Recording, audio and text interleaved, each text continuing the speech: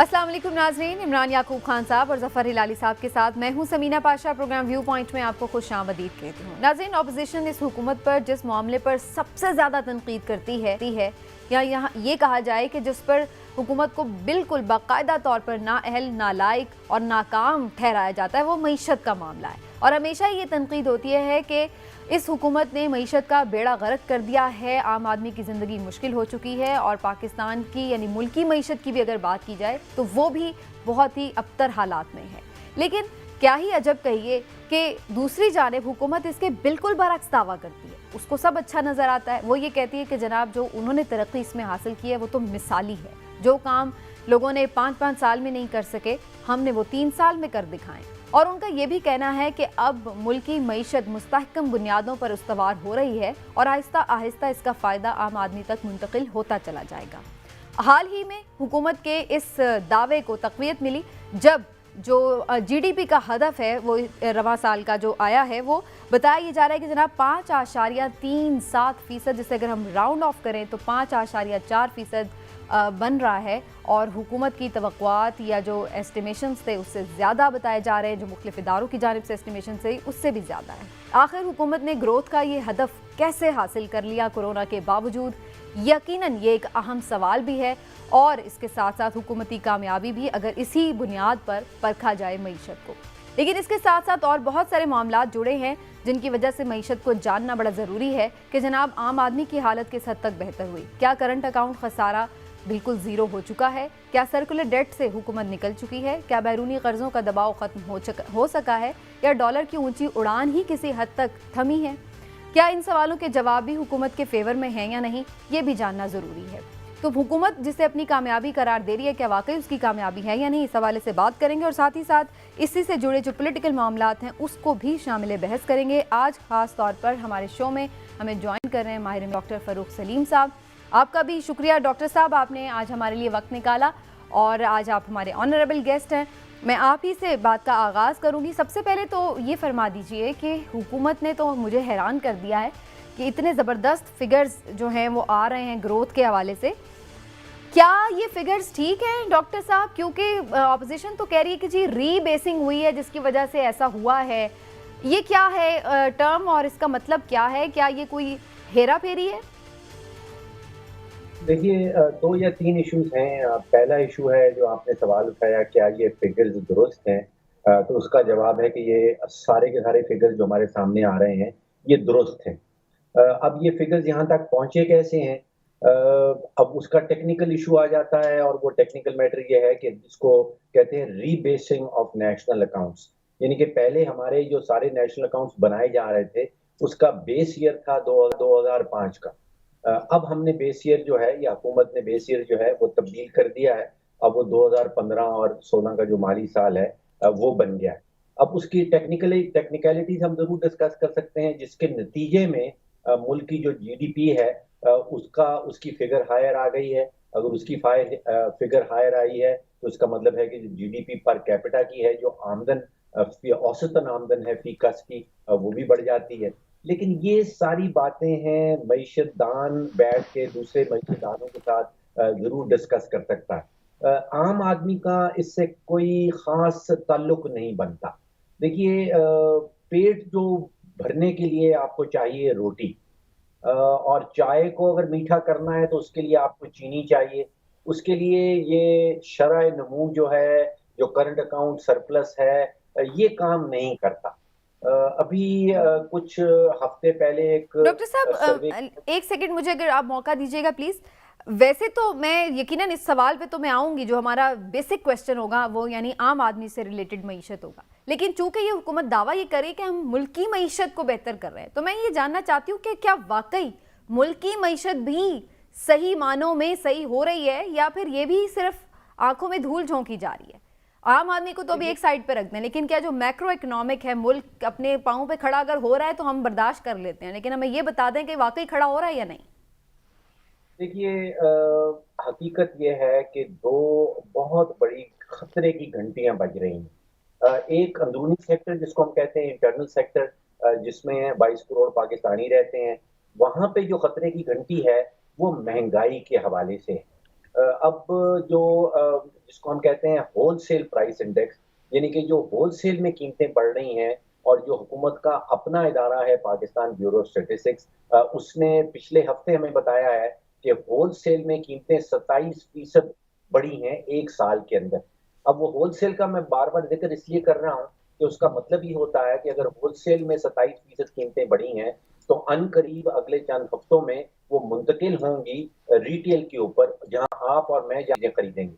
तो मेरा खदशा ये है कि अब जो आपको रिटेल लेवल पे जो नेक्स्ट पाकिस्तान ब्यूरो स्टैटिस्टिक्स शरह महंगाई की शरह रिलीज़ करेगा, वो कहीं 13% पे जाके पहुँचेगी। यानी कि 13% जो है वो कीमतें औसतन बढ़ गई होंगी। जो ख़ास-ख़ास आइटम हैं, जिस तरह जो कुकिंग ऑयल है, वो 60% बढ़ गया है। बिजली हमें हुकूमती इदारा ये बता रहा है कि पिछले साल में 60% बढ़ गई है। इसी तरह दाल-मसूर जो है वो तकरीबन 27% बढ़ी है। फल 26% बढ़े हैं। ये असल मईशत है 22 करोड़ पाकिस्तानियों की।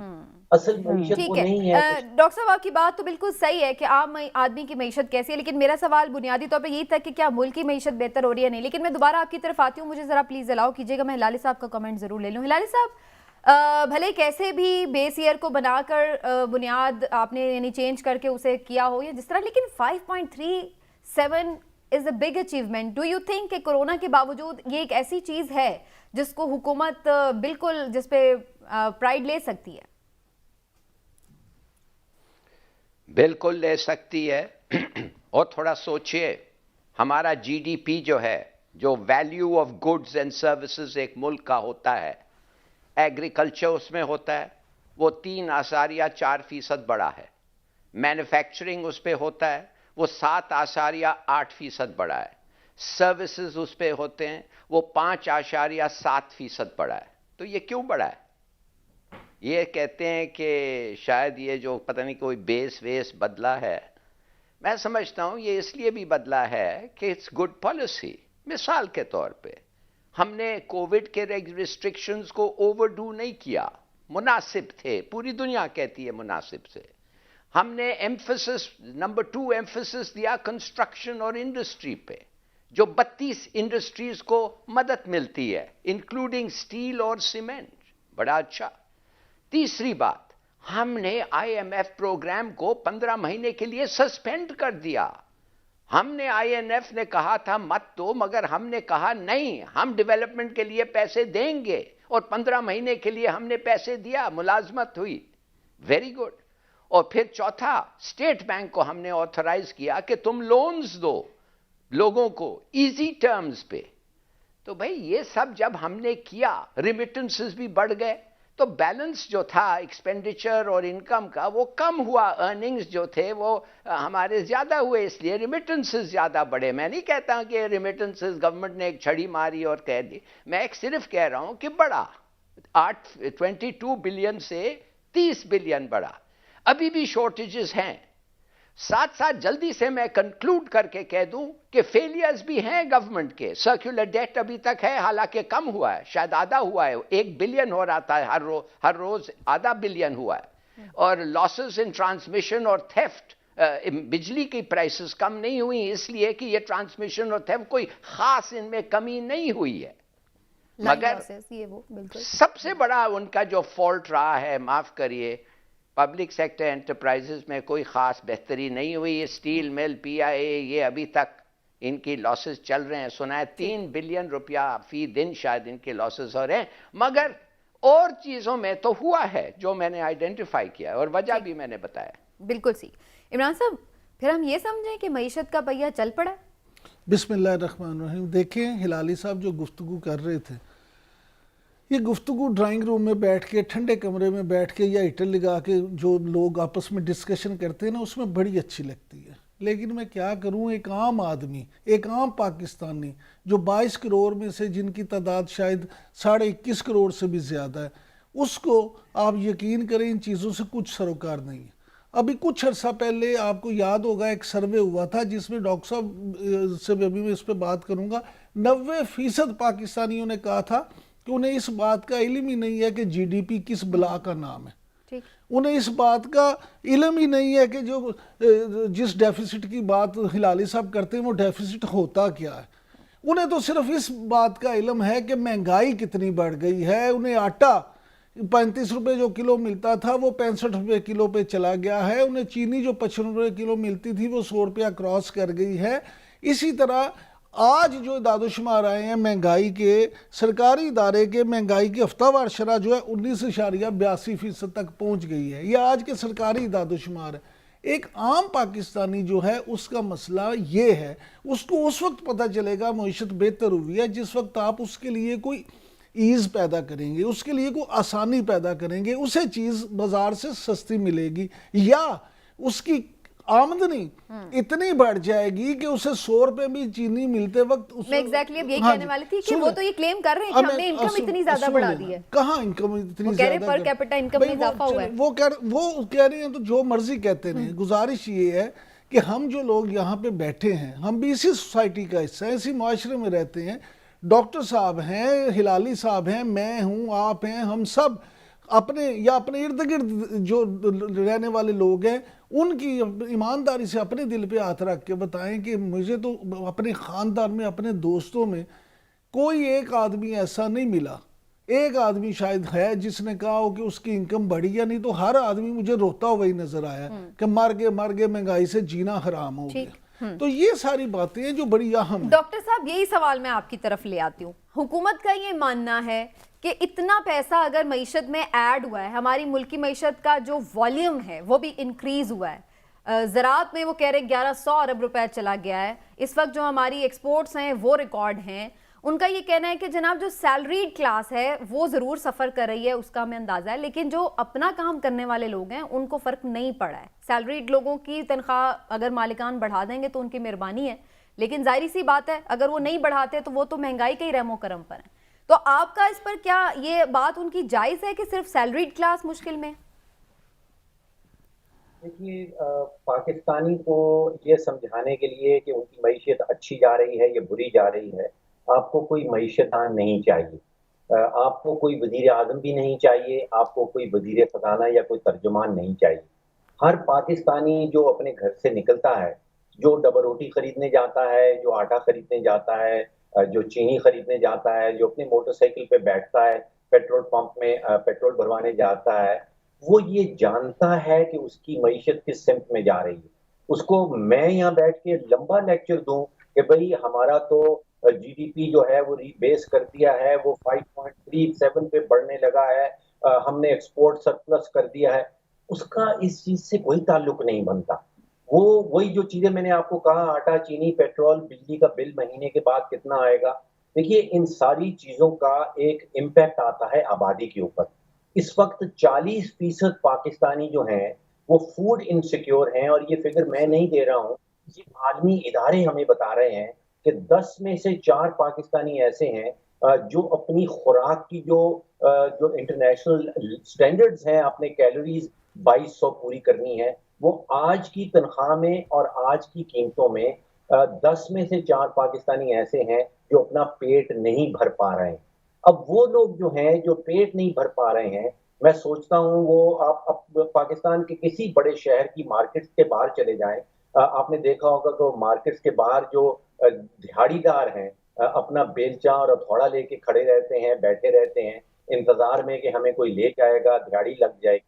अगर उनके पास मैं जाऊं और उनको ये कहूं कि भाई बड़ी मुबारक हो, हमारी जीडीपी बड़ी तेजी से बढ़ गई, हम बड़ी मुबारक हो। आपका पॉइंट तो क्लियर है कि जीडीपी आम आदमी का मसला नहीं है, लेकिन जब हम मापते हैं। एक सेकंड में डॉक्टर साहब क्या करेंगे?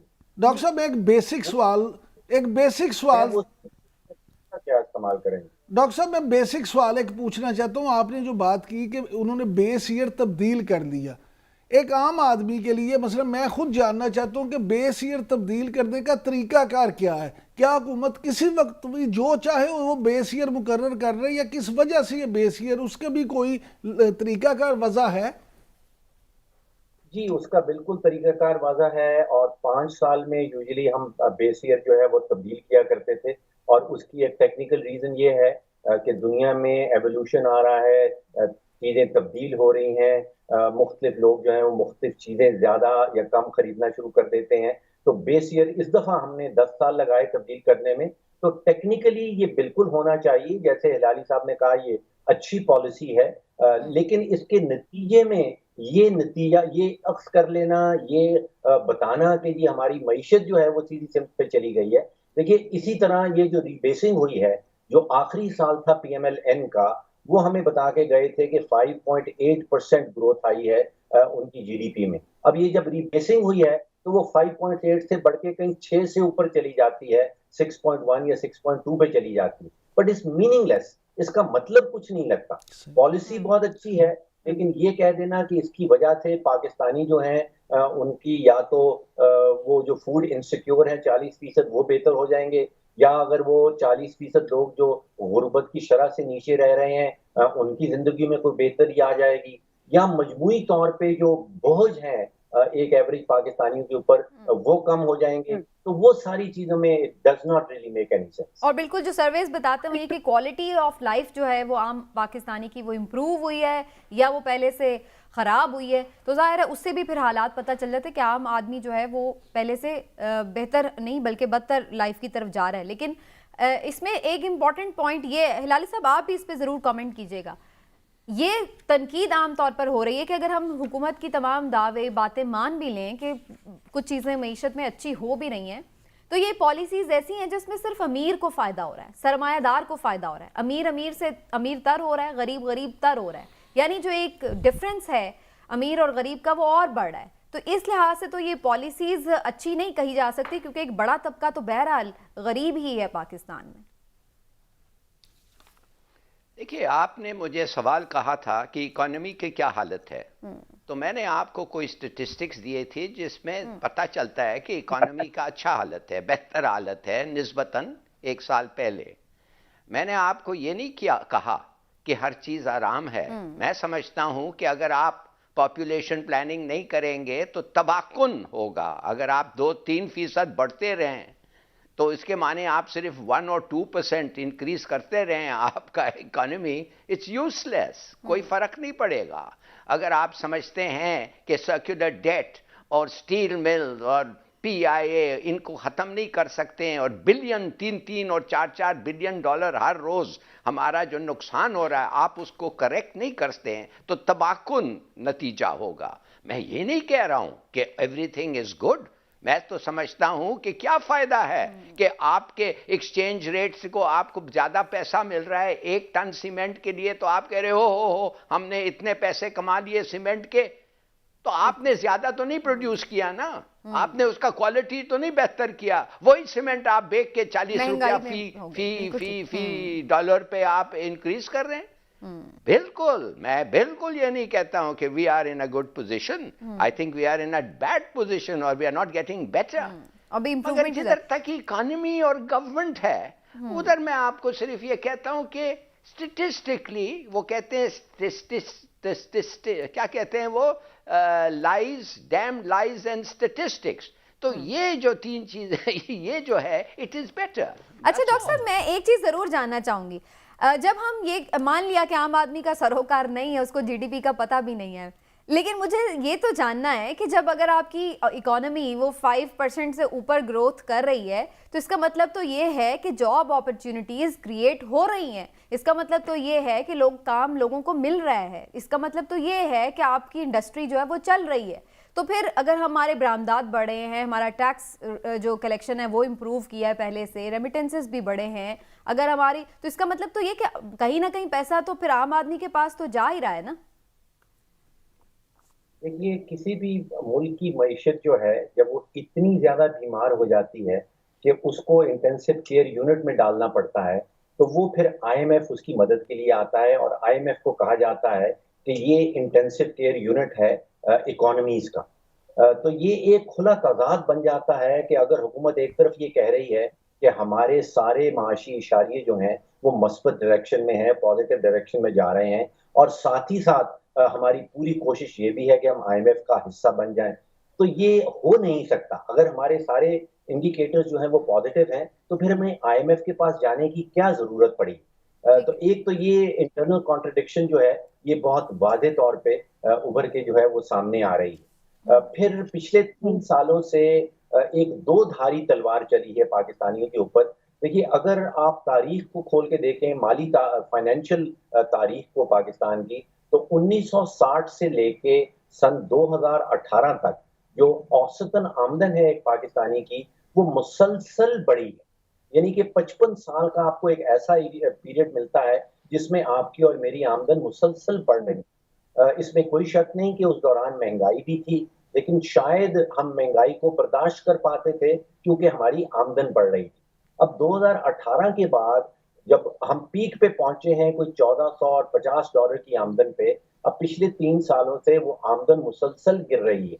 तो फिर वो महंगाई भी चल रही है, आमदन भी गिर रही है, तो वो ठीक दो है। धारी तलवार से मैंने जिक्र किया दोनों था। तरफ से फिर ही वो हमें मार पड़ रही है। लेकिन इमरान साहब, इस चीज का एक तरफ हुकूमत जो है वो पॉलिटिकल फायदा लेने की कोशिश कर रही है कि जी हमने तो मईशत को संभाला है, लेकिन दूसरी जानिब जो आम आदमी है जिसका आप बार बार जिक्र कर रहे हैं, डॉक्टर साहब जिक्र कर रहे हैं, मैं खुद आम आदमी हूँ, मैं खुद जो भुगत रही हूँ, तो एक महंगाई जो जिन है उसको वो खुद हुकूमत मान भी रही है। आज वजीर खारजा साहब ने कहा है कि जनाब महंगाई से हमारा मुकाबला है, तो एक तरफ वो मान रहे हैं, तो इन दोनों में से कौन सा जो नैरेटिव है उनको फायदा देगा या नुकसान देगा? मुझे ये समझ में नहीं आ देखिए रहा। समीना, डॉक्टर साहब जो है ना, मैं तो हमेशा कहता हूँ कि मैं तो इनसे बहुत कुछ सीखता हूँ।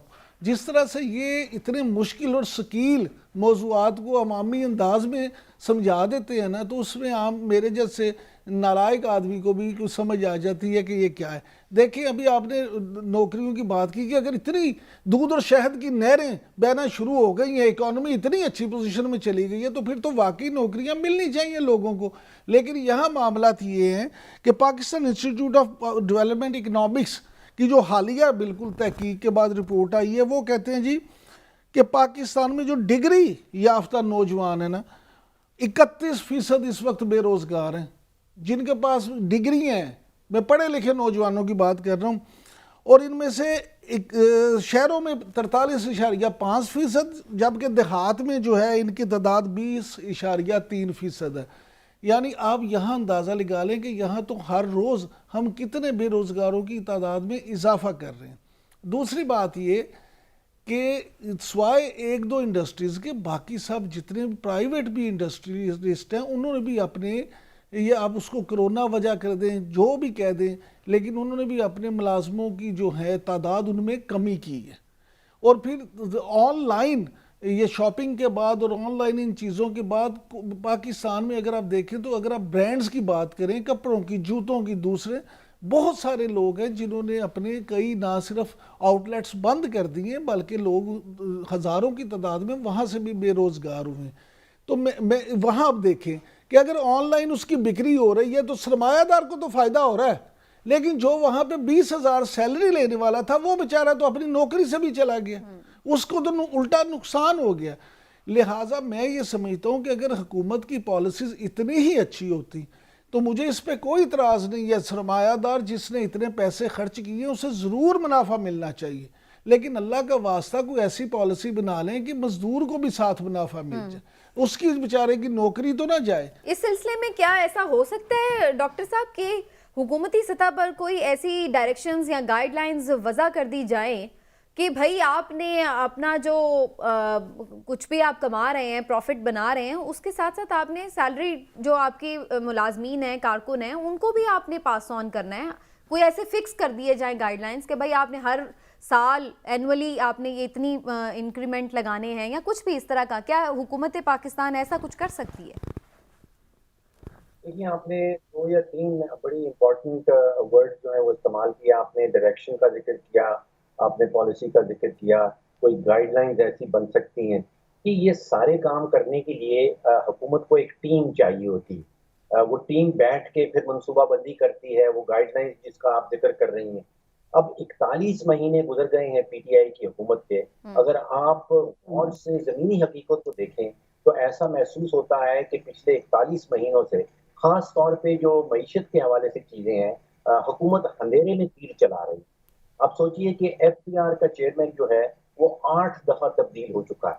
यानी कि एक ऐसा इदारा जिसने 22 करोड़ पाकिस्तानियों से टैक्स इकट्ठा करना है, वो हुकूमत की आमदन बननी है, हुकूमत ने अपने सारे सालाना अखराजात जो हैं उस आमदन से निकालने हैं, उसका 8 दफ़ा चेयरमैन जो है वो 40 महीनों में 41 महीनों में, तो आप ठीक। सोचिए कि 5 महीने से ज़्यादा उसको टेन्योर तसलसल नहीं नजर मिला। नहीं आ रहा हुकूमत की पॉलिसीज में। अच्छा अच्छा जी, डॉक्टर साहब मैं एक सिर्फ, डॉक्टर साहब आप हमेशा एक बात करते हैं कि पीटीआई के मंशूर में इन सारी चीजों का हल मौजूद था, तो अब आप क्या समझते हैं जब मंशूर में इनके पास हल मौजूद था तो फिर ये बैड गवर्नेंस की इससे बड़ी क्या मिसाल हो सकती है कि मंशूर भी होने के बावजूद ये उस पर अमल नहीं कर सके? देखिए, जैसे मैंने कहा कि 3 चीज़ें हमें बड़ी वाज़ेह तौर पे नज़र आ रही हैं पिछले 41 महीनों का अगर आप जायज़ा लें। पहली चीज़ तो है कि अंधेरे में तीर चला रहे हैं। ख़ास तौर पे मईशत के हवाले से एफबीआर के चेयरमैन मैंने बताया कि 8 दफ़ा जी तब्दील हो जी। चुका है। फाइनेंस सेक्रेटरी जो है वो 6 दफ़ा तब्दील हो चुका है।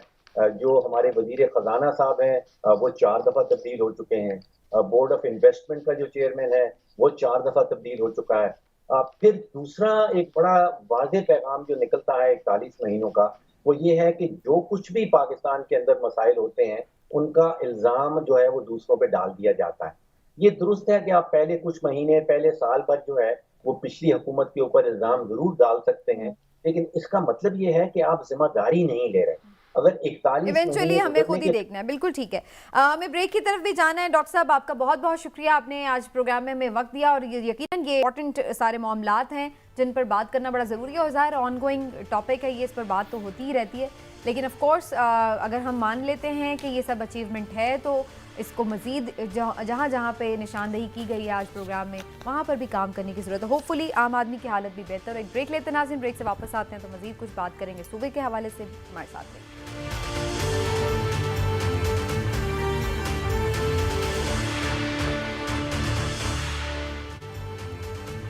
वेलकम बैक नाजरीन। जनूबी पंजाब सूबा तकरीबन हर हुकूमत का वादा भी और दावा भी, लेकिन अमल नदारत वाली सूरत हाल है जनाब। और इस वक्त सूरत हाल ये है कि सूबाई हुकूमत की जानिब से भी और ज़ाहिर वफाकी हुकूमत की जानिब से भी हमेशा ये कहा जाता है कि जनाब हम इसमें बड़ा सीरियस काम करेंगे, लेकिन होता कुछ नहीं है। पीटीआई ने भी यही दावा किया, वादा किया, लेकिन एक जनूबी पंजाब सेक्रेटेरिएट तो बनाया नाम नेहाद सा, लेकिन अब ये नहीं मालूम कि उसका भी क्या अमल है। लेकिन बहरहाल अब सूबा बनाने के हवाले से एक अहम पेशरफ्त हुई है। वज़ीर ख़ारजा शाह महमूद कुरैशी की जानिब से बिलावल भुट्टो जरदारी के साथ और शहबाज शरीफ साहब के साथ एक रब्ता किया गया, यानी अपोजिशन से उन्होंने रब्ता किया, लेटर लिखा है उन्हें, जिसमें सूबा जनूबी पंजाब बनाने के हवाले से मशावरत की गई है या उनकी ताउन मांगा गया है। तो इस हवाले से क्या वाकई कोई पेशरफ्त हो सकती है, कितनी संजीदगी है इस मामले पर, इस पर बात करना बड़ा ज़रूरी है ना साहब। क्या ये सिर्फ दिखाने के दांत हैं या फिर इस बार वाकई कुछ हो जाएगा काम? देखें, मैं अक्सर ये बात करता हूँ कि जनूबी पंजाब, बल्कि छोटे सूबे अगर आप ओवरऑल कह रहे हैं, वो बनाने का चूरन जो है ना, तो तमाम सियासी जमातों ने बेचा, और मैं कहता हूँ इतना बेचा कि जिसकी हद कोई नहीं, जहाँ मौका मिला उसको बेचा। लेकिन अमलन किसी ने इस वादा पूरा करने की ना कोशिश की है, ना वो दिली ख्वाहिश रखी है। आप ये देखिए कि जनूबी पंजाब की अगर बात कर लें तो मुल्की सियासत के बड़े बड़े नाम, वज़ीर आज़म, साबिक वज़ीर आज़म यूसुफ रज़ा गिलानी, कई दफ़ा वज़ीर बनने वाले मुख्तलिफ पार्टियों से शाह महमूद कुरैशी, कई दफ़ा वज़ीर बनने वाले जावेद हाशमी, कई दफ़ा वज़ीर बनने वाले तारिक बशीर चीमा, खुसरो मुख्तियार, और फिर गवर्नर और वज़ीर आला दोनों बनने वाले गुलाम मुस्तफ़ा खार। मुझे ये बताएं कौन कौन वहाँ से मुंतखब नहीं हुआ। लेकिन अमलन किसी ने जनूबी पंजाब का सूबा बनाने के लिए कोई इकदाम नहीं किया, अमलन कुछ नहीं किया, सिर्फ बातें की, नारे लगाए। अब भी शाह महमूद कुरैशी साहब ने ये दावत दी है, मैं ये समझता हूँ ये सिर्फ और सिर्फ ये है कि क्योंकि जनूबी पंजाब में जो जनूबी पंजाब महाज इनके साथ शामिल होकर उन्होंने वहाँ से भी सीटें जीती थी, अब इलेक्शन अगले होने की तैयारी में है, इलेक्शन स्टंट है। हाँ, तो वो सिर्फ उसके लिए, उनको वोटर को अपनी तरफ मुतवज्जो करने के लिए, अमलन ये कुछ नहीं करना चाहते, नहीं तो 41 महीने में कुछ ना कुछ कर जाते। जी लाले साहब बड़ा इम्पेशेंटली कुछ कहना चाह रहे हैं। लाले साहब, आपको लगता है ये कुछ सूबा बन जाएगा इस गवर्नमेंट के अंदर? देखिए, मैं पहले चीज पूछना चाहता हूं कि पीटीआई को कब मौका मिला है कोशिश करने के लिए, जो इमरान याकूब कह रहे हैं कि हर वक्त होता है, हर वक्त कोशिश होती है, नहीं, कभी नहीं करते हैं। ये नून करती है, नून कोशिश नहीं करती है, और हर वक्त मुनाफकत बनाती है। क्यों करे नून? भाई 46 सीट्स में तो उनके तो 5 हैं, 5 क्या शायद उससे भी कम हो, हाँ चलो 5 हैं। कहने की बात सिर्फ यह है कि क्यों पीपीपी करें 5 सीटों के लिए। पीटीआई के पास 36 सीट्स हैं, उनको करना पड़ेगा, मगर अफसोस से कहना पड़ता है कि 2/3 मेजॉरिटी चाहिए, कॉन्स्टिट्यूशनल में अमेंडमेंट आएगा और उनके पास वोट्स नहीं है। जब तक ये मुनाफिक पार्टीज जो हैं, ये 2 झूठ बोल बोल के लोगों को नचा नचा के और कहते रहते हैं वो हम चाहते हैं, हम चाहते हैं, ये नहीं चाहते, इनका कोई फायदा नहीं है, होक्स है इनका। दूसरी चीज 25 सेनेट सीट्स भी मिल जाएगा वो पार्टी को जो अक्सरियत में होगा, जो ठीक ठाक अक्सरियत में होगा। तो आप भूल जाएं इन लोगों की बातें, इग्नोर देम। मैं आपको एक चीज बताना चाहता हूं, पाकिस्तान के लिए तकसीम जरूरी है। आपको पता है पंजाब का जो सूबा था वो पाकिस्तान के पंजाब से कम था, वो 3 सूबों में तकसीम हो गया है, एक हरियाणा, एक पंजाब, पता नहीं दूसरा एक मुश्किल हिंदी नाम है। तो कहने की बात सिर्फ ये है कि हमें बहुत जरूरी चाहिए, मगर ये नहीं होने देंगे ये 2 पार्टीज, ये 2 फैमिली। एग्जैक्टली इतना बड़े तो मुल्क भी नहीं होते जितना बड़ा एक सूबा है। वैसे इमरान साहब ने ऐसा कहा नहीं था कि पीटीआई के लिए।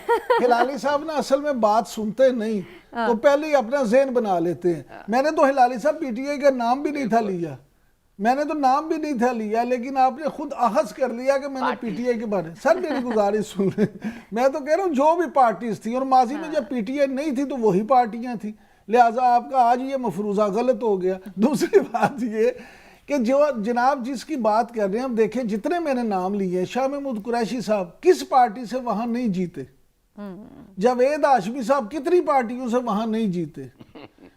अच्छा, इसी तरह मुस्तफा खैर साहब, किबला बदल गया है, किबला बदल गया है। मैं ये कहता हूं कि ये वो लोग हैं, हमारे वहां से मुंतखब होने वाले सियासतदान, वो सियासतदान हैं जो खुद नहीं चाहते, वो नहीं चाहते कि सूबा बने, वो आवाम को सिर्फ चूरन बेचना चाहते हैं, क्योंकि उन्हें ये पता है कि अगर हमें आइंदा अगली दफा मुस्लिम लीग नून के इलेक्शन टिकट पे इलेक्शन लड़ना पड़ सकता है, कुछ को पीपल्स पार्टी के टिकट पे इलेक्शन लड़ना पड़ सकता है। इतनी इनसिक्योरिटी क्यों है? अगर सूबा बनाएंगे तो खुद इस काबिल हो जाएंगे, लोगों की इतनी सपोर्ट मिलेगी, खुद चीफ मिनिस्टर के कैंडिडेट होंगे। मैं तो कहती हूँ उन्हें बनाना चाहिए सूबा। बिल्कुल बनाना चाहिए, बिल्कुल बनाना चाहिए, लेकिन गुजारिश ये है कि जब आप अपने फायदे को सोच के उसमें उनका भी फायदा होगा, अवाम के फायदे का सोचेंगे तो आपको होगा।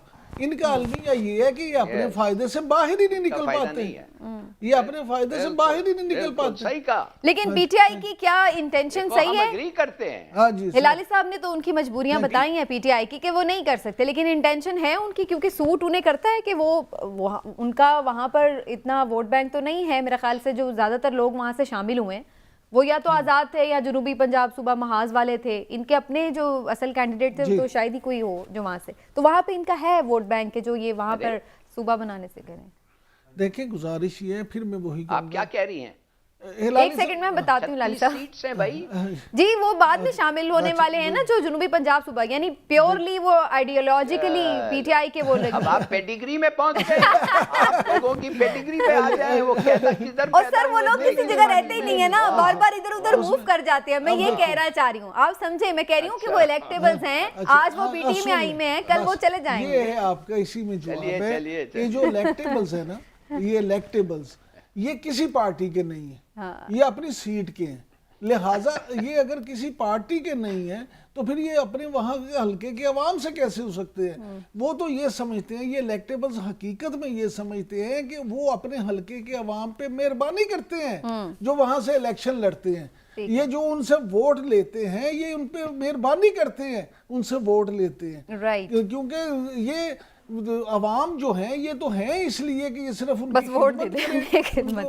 खिदमत करें, उनकी मर्जी के मुताबिक चलें और अपनी जिंदगियां गुजारें। बिल्कुल ठीक है। चलें जी, जनूबी पंजाब सूबे वालों, आपको हम बेस्ट ऑफ लक ही कह सकते हैं। अभी तक तो हमें नज़र नहीं आ रहा है कि आप लोगों के कोई मसाइल हल होंगे। अल्लाह का दुआ है कि ये चीज़ें होनी चाहिए, क्योंकि जाहिर है इतने बड़े सूबे को मैनेज करना आसान नहीं है, और इसी वजह से जाहिर है कि ये जो एरिया हमेशा निगलेक्टेड रहा है। देखते हैं जी क्या वाकई अगर हुकूमत की नीयत है तो इस सिलसिले में कोई बरकत पड़ेगी या नहीं। आने वाले दिनों में पता चलेगा। अभी एक ब्रेक लेते हैं, ब्रेक से वापस आएंगे तो बड़ा ही इंपॉर्टेंट इशू है जिस पर बात शायद ही कभी आपने देखी हो, मीडिया पे होती हो। हम बात करेंगे पाकिस्तानी तालीमी निज़ाम में इस्लाहात के हवाले से कि जहाँ पर स्पेसिफिकली हम देख रहे हैं कि कुछ मज़ामीन में जो तलबा हैं वो बहुत पीछे हैं, उसकी क्या वजूहात हैं। हमारे साथ शहजाद रॉय साहब भी मौजूद होंगे होपफुली, और उनसे भी हम जानेंगे कि जो ज़ाहिर है एजुकेशन को बहुत फोकस करते हैं और उसके लिए बहुत काम करते हैं, तो उनसे भी जानेंगे कि वो इस पर क्या देख रहे हैं। एक ब्रेक लेते हैं, ब्रेक के बाद वापस आते हैं।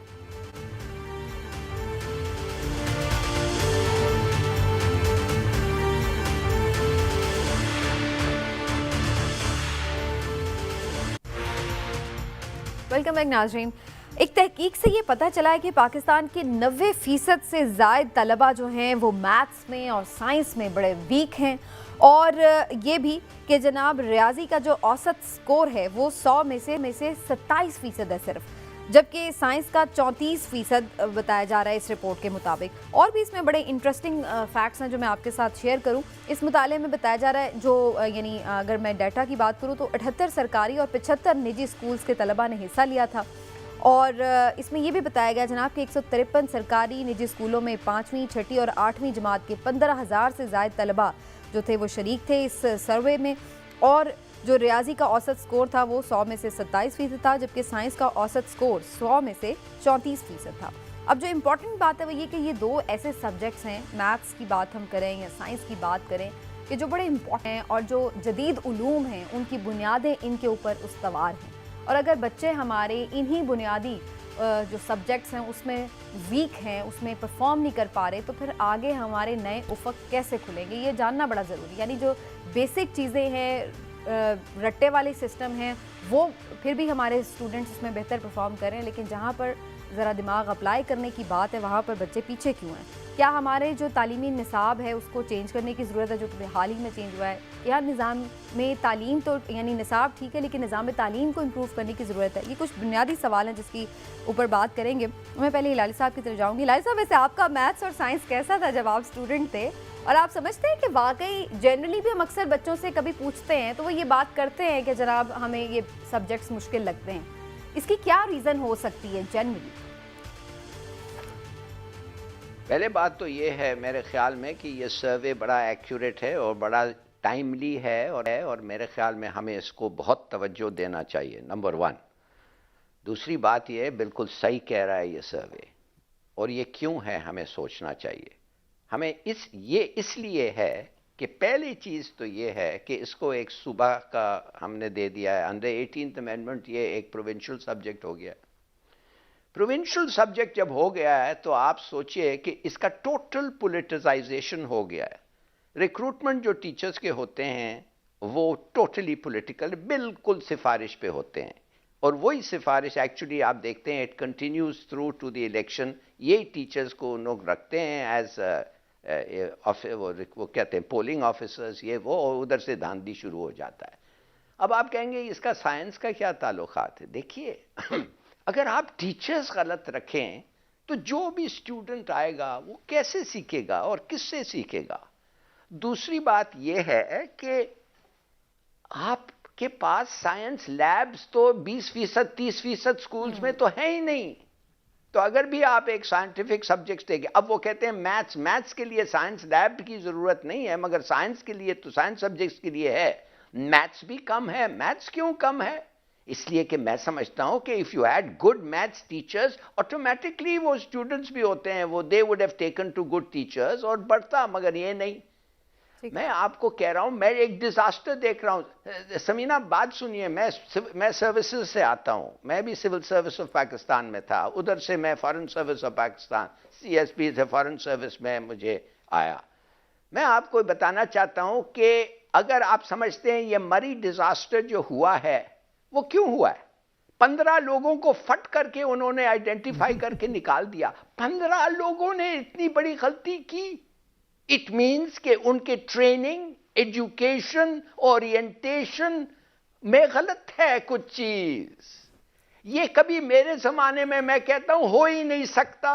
जिस यूनिवर्सिटी से हम लोग आते थे सवाल ही नहीं पैदा होता कि 15 लोग एक छोटे एरिया में एक ट्रैफिक नहीं कंट्रोल कर सके। सिविल सर्विसेज तबाही क्यों? Bad education. तो मैं समझता मैं हूं अरे कि तालीम इसको गिर गया सीरियसली हमारा, देखना ठीक। पड़ेगा। राइट। और Samina, one other point I will Yes. Make, और फिर हमारे साथ कोई अच्छे आदमी आए हुए हैं बात करने के लिए। मैं सिर्फ आपको ये कहूंगा कि एक दिन आएगा जब कराची यूनिवर्सिटी या गवर्नमेंट कॉलेज लाहौर कहेगा कि हम एक एक के डिग्रीज को रिकग्नाइज नहीं करते हैं। अल्लाह ना करे। आप सोचिए तो सही, अगर आप चले जाएं लंदन में और आप कहें कि मैं MA हूं एक्स यूनिवर्सिटी कराची का या लाहौर का, वो क्या कहेगा ब्रिटिश वाला, वो ब्रिटिश एम्प्लॉयर, वो कहेगा तुम एक लिटरेसी टेस्ट दो, ABC का टेस्ट दो। क्यों? इसलिए उसको पता है, उसको कुछ उसमें भरोसा नहीं है हमारी बिल्कुल ठीक टीचिंग्स है। पे। वो तो स्टैंडर्ड प्लीज, को मानते अगर ही नहीं है, आपको हमारा पता होना स्टैंडर्ड चाहिए कि क्यों, राइट। अगर हमें compete करना है दुनिया Yes, में तो अपना स्टैंडर्ड छोटे- हमें इंप्रूव करना पड़ेगा। और इमरान साहब, अब तो वो दौर आ गया है कि लोग चांद पर कदम रख रहे हैं, नई दुनियाएं बसाने जा रहे हैं, क्या से क्या अनहोनियां हो रही हैं। मैं तो ये सोचती हूँ कि हमारे स्टूडेंट्स में ना तो उन बेचारों को इतनी अवेयरनेस दी जाती है और ना उनमें ये कोई शौक पैदा किया जाता है। हमारे बच्चों में ये नए नए उलूम की तरफ जाने का रुझान ही नहीं है। किसी बच्चे को मैंने नहीं सुना कि वो साइंटिस्ट बनना चाहता है या वो स्पेस में जाना चाहता है। वही लगे बंदी सी समीना, चीजें उसकी हैं। बुनियादी वजह अब सुन लें, ये जो दो सब्जेक्ट है ना, मैथ और साइंसेस, ये दो सब्जेक्ट्स नहीं हैं। ये तमाम सब्जेक्ट्स की बेसिक जो है ना, फाउंडेशन, बिल्कुल है। वो ये दो सब्जेक्ट हैं। इनकी बिना पे सब सब्जेक्ट आगे उन्होंने चलना है। साइंसेस के जितने भी सब्जेक्ट हैं, किसी ने इंजीनियर बनना है, किसी ने साइंसदान बनना है, किसी ने इकोनॉमिस्ट बनना है, जो भी बनना है। अब प्रॉब्लम ये है, जो बात आप कर रही हैं अलमिया, ये हमारे यहाँ कि यहाँ जो तरीकाकार है पढ़ाने का, देखिए सिलेबस कोई भी हो, अगर आप ये दोनों सब्जेक्ट ऐसे हैं कि जिस पे आप रट्टे से नहीं चल सकते, आपको समझना होगा और समझाना होगा। क्या हमारे उस्ताद ऐसे हैं अब, क्या वो तरीकाकार अपनाया जा रहा है जिससे बच्चे को जब आप सोचने पे मजबूर करेंगे, सोचने पे कायल करेंगे, सोचने पे लगाएंगे, तो फिर वो थॉट प्रोवोकिंग हो। हाँ जी। अब देखिए उससे फायदा क्या होगा। ये दोनों सब्जेक्ट ऐसे हैं जिसमें जब आप बच्चे को देंगे, वो अपना ज़हन लड़ाएगा, उस पर करेगा और वो फिर अगली सोच सोचेगा। एक सवाल अगर अब मैथ का आपने सॉल्व करना है या केमिस्ट्री का कोई इशू है जिस पे आपने फार्मूला लगाना है, तो उसके 10 तरीके होते हैं उसको सॉल्व करने के। एंड ऑफ द डे आप बेशक 10 तरीकों के बाद एक ही जवाब आए, लेकिन आप मुख्तलिफ तरीकों से उन्हें सॉल्व कर सकते हैं।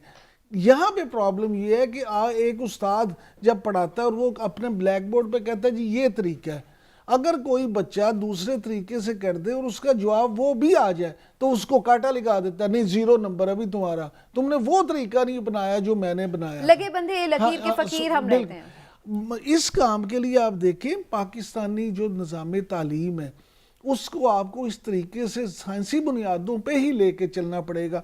अब फिर आ जाए इस बात पे, मुझे आप ये बताएं कि जो कैमरी सिस्टम है जो बच्चों को पढ़ाया जाता है और जो एक आम आपका यहाँ मैट्रिकुलेशन सिस्टम है, क्यों उन दोनों आप बच्चों से मिलें, आपको डिफरेंस पता आपको चलेगा। साफ वाजे फर्क नजर आएगा। उसकी बुनियादी वजह यह है कि वहां पे वो उस रट्टे से नहीं चल रहे, वहां पे उस बच्चे की ग्रूमिंग वो इस तरह से कर रहे हैं कि वो उस अपना जहन लड़ाता है, वो सोचता है, वो सीखता है और अल्टीमेटली जब वो काम करता है तो उसमें आपको उसका अक्स नजर आता है। लेकिन अगर मैट्रिक में आपने नंबर लेने हैं या FSC में नंबर लेने हैं तो आपकी ट्रेनिंग ये की जाती है कि तुम जितना रट्टा ज़्यादा लगाओगे तुम्हारे उतने नंबर आ जाएंगे। और हर माँ बाप की ये दौड़ लगी हुई है हर फैमिली में कि मैंने अपने बच्चे को डॉक्टर बनाना है या इंजीनियर बनाना है। वो ये नहीं सोच रहे कि इसे तालीम देनी है, अब वो नंबर लेने हैं। उसने जी 1050 में से उसको 1030 नंबर चाहिए। मशीन बना ली हमने, रन्स बनाने वाली मशीन होती है ना, हमने यहाँ नंबर लेने वाली मशीन इस्तेमाल कर ही नहीं रहे। तो ये दोनों सब्जेक्ट उतनी देर तक आप नहीं सीख सकते, इन पे अबूर नहीं कर सकते जब तक आप अपने जहन का इस्तेमाल नहीं करें। ठीक है हिलाली साहब, आपको कोई सजेशन देनी है इस हवाले से कि क्या किया जा सकता है इम्प्रूवमेंट के लिए? कोई लास्ट मिनट है, मैं चाहती हूँ 2-3 कोई सजेशन आपके पास अच्छी हो तो आप अपने एक्सपीरियंस से जरूर दें। खुदा के लिए ये 18th अमेंडमेंट को ख़त्म करें, एजुकेशनिस्ट के हाथ में दें, ग्रेट टेक्नीशियंस के हाथ में दें। अगर आपके मुल्क में नहीं है वो उधर मंगवाएं उनको, इसलिए कि ये मुल्क जा रहा है। आप देख रहे हैं गल्फ चले जाएं, कोई दुकानों में आपको पाकिस्तानी नहीं मिलते हैं, सिर्फ सड़कों पे मिलते हैं, खुदाई करते हैं। ये आपका जो यू डोंट अंडरस्टैंड कैसा आपका डिटीरिएशन हो रहा है, बिकॉज आपका एजुकेशन खराब है, सिविल सर्विस तबाह हो गया है। अब आप चाह रहे हैं पूरी सोसाइटी तबाह हो, इसलिए कि आपने एजुकेशन एक प्रोविंशियल गवर्नमेंट्स के हाथ में दे दिया और उनको कोई पता ही नहीं है एजुकेशन के बारे में। It is a very highly skilled subject और सेंट्रलाइज्ड होने से वैसे भी क्या नहीं करना पड़ता है। हिलाली साहब जो कह रहे हैं बिल्कुल बजाय, लेकिन अगर सूबों में भी हो, उन्हें इस बात का तो पता हो कि तालीम की अहमियत क्या है। आप ये देखें कि ये तालीम का बजट हर साल इस बजट में कमी हो रही है, और आपको पता है कि आपके मुल्क में तमाम सूबों में तालीम का जो बजट है उसमें सबसे ज्यादा खर्चा तो उस्तादों की तनाव पे चला जाता है। यानी जिस काम पे पैसे लगने चाहिए वहाँ पैसे लग नहीं रहे और बड़े मसाइल हैं जनाब हमारे तालीमी निज़ाम के हवाले से। इम्पोर्टेंटली इस पर बात होती रहनी चाहिए। हम भी कोशिश करेंगे अपने प्रोग्राम में ज़रूर स्पेस देते रहें ऐसे इश्यूज़ को जिस पर हम बड़ा कम देखते हैं कि मीडिया में बात होती है, लेकिन जाहिर है कि हमारा फ्यूचर इस पर खड़ा हुआ है, इस पर इन्हिसार कर रहा है। आज के प्रोग्राम से नाज़रीन इतना ही। इंशाल्लाह फिर आपसे मुलाकात होगी। अपना ख्याल रखिए। अल्लाह हाफ़िज़।